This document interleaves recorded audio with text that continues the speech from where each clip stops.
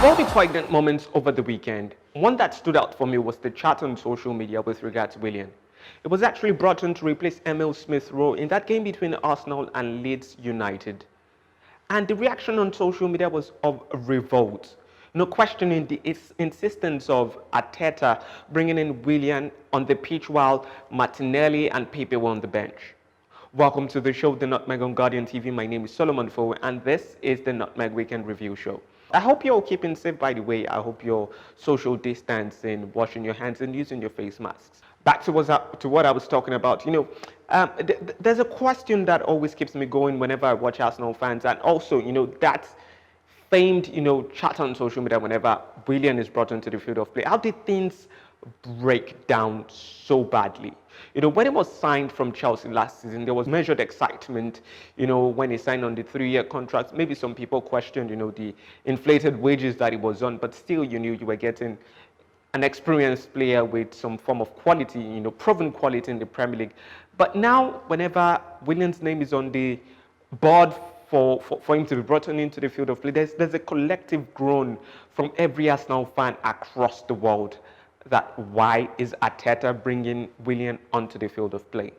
Now, beginning of the season, that first game against Fulham, Willian showed and proved his true colors in that particular fixture. When he got 2 assists in that game, he was so brilliant to watch. But ever since that, he has gotten just 1 assist, hasn't gotten any goal. Just to reel out a bit of stats now, in 18 games that he has played for Arsenal, he has gotten 3 assists.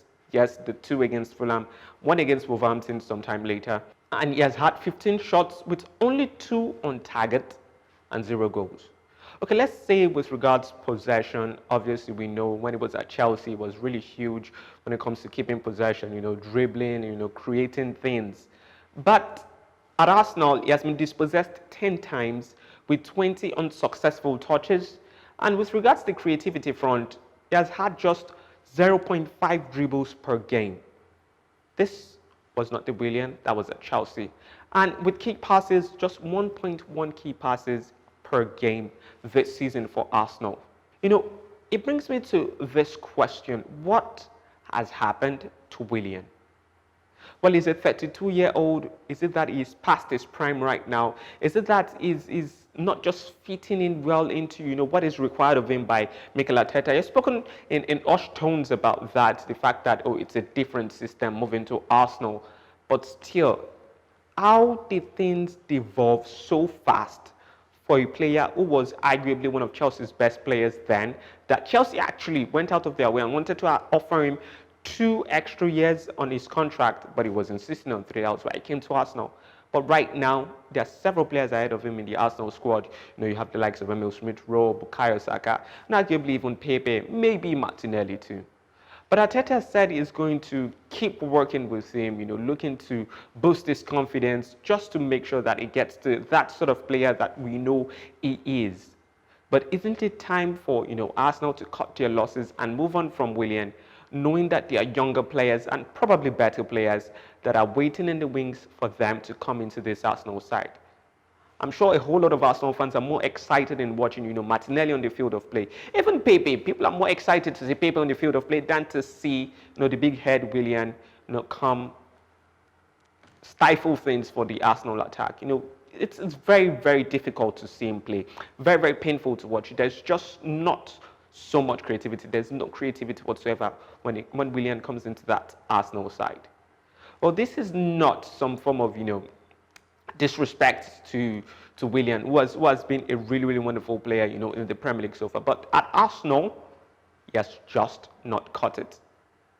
Now, moving to other things that happened over the weekend, and there's a new segment we're introducing to the show, and that's the play of the weekend, and it is quite great. I had to go through a couple of names for me to come down to this player that we're going to be selecting as our play of the weekend. So, honorable mention to Josh Maja of Fulham.